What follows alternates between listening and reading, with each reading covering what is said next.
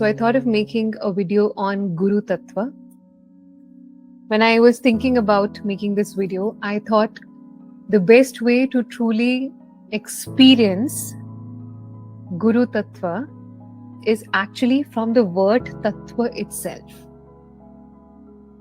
So I thought I'll first make a video to share with you what is Tattva, what is the meaning of Tattva. And another video that I will be making is actually about Guru Tattva. So in this way, your understanding will not remain conceptual or just mental.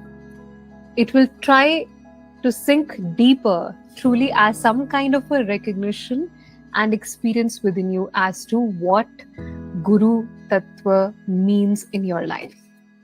So as we look at the word Tattva, Tattva is a Sanskrit word.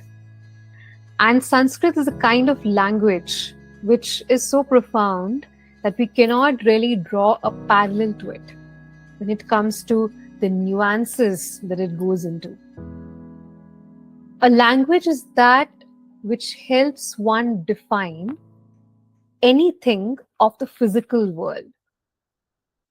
The language helps one define anything of the physical world in a very definite sense. For example, when we talk about a tree, when we say a tree in English language, we say tree, a tree.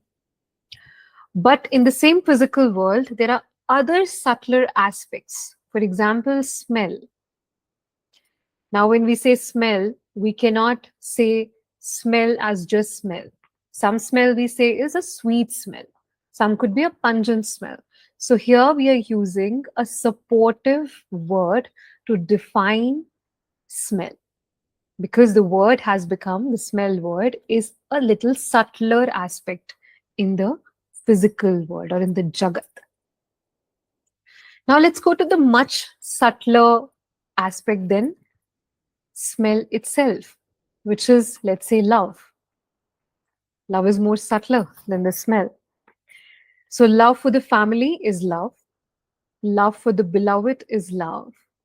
Love for divine is love. For friends also it's love. So love itself has so many forms, so much of depth. The depth for each relationship's love differs, but you're still calling it love. Because when it comes to capture or encapsulate the depth of subtle aspects of life in this physical world, even for that, the language falls short. Especially the English language falls short. But when we talk of Sanskrit, the beauty of Sanskrit is this, that Sanskrit, with just a change of a small akshara, we are able to depict something completely different with completely different depth and completely different subtlety and experience. For that reason, this language is used to describe not just that which is in the physical world with so much of precision, but also the subtler aspects of life and even more subtler aspects of existence which are beyond our intellect, understanding, knowing, and perception. So when we are using the words like Tattva, that's where this language's beauty comes into play. For example, let's take the word Bhuta. In the word Bhuta, the sound Bhu means the physical, the one which is physical reality. That is tangible of this Jagat. Ta means is, that is. So Bhuta means that which is a physical reality or a physical existence. All that is a physical existence is called Bhuta.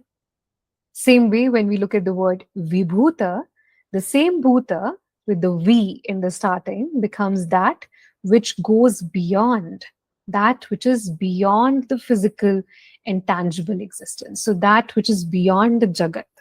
is called Vibhuta.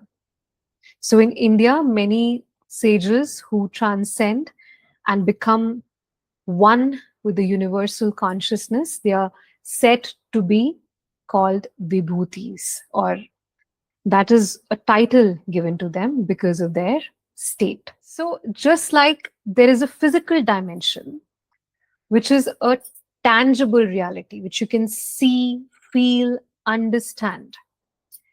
The same way, there are subtler realities. In the physical world itself, we have come across that there are subtler realities, but beyond the physical also, there are different subtler realities, which we call as different dimensions. Now let's take the word tattva. The word tat means that is. For example, the word sat means reality that is.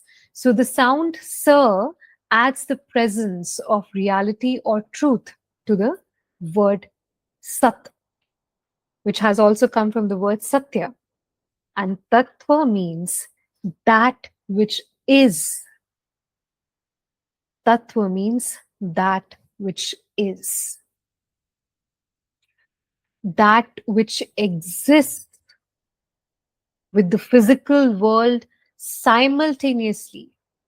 You may experience it, you may not experience it, but it exists. It exists on the subtler level than the physical world. So here the language is able to catch the definition of both physical and subtler layers of existence. So when we say the word tattva, we are not talking about something. We are talking about the layer of existence which exists simultaneously beyond our knowing.